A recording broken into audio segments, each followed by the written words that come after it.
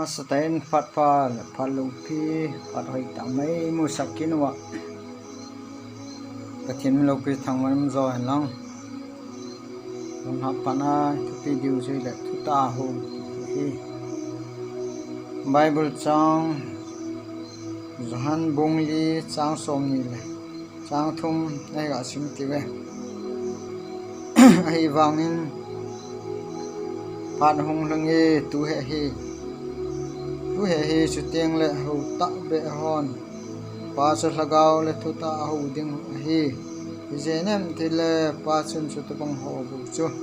a ho ding a hol hi Bible chang sanga pathin chan cha den phat thei bu pi wan lang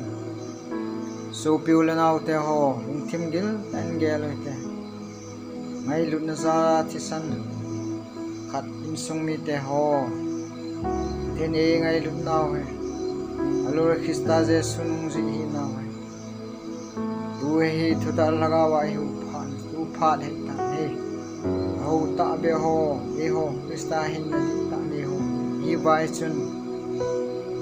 pathen thui thim mai pi alur to thim mai pi phat ta ko ne Jesu nu la naw nu la pa ta so pi ri ta te ho Krista Jesu nung ji di ta hi wa chu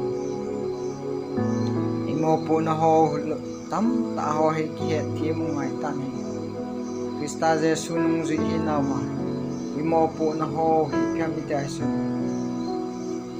mi ping tha lo pin tha sa alu le Krista Jesu ama hinna nei lo lai ho hin nei sa ding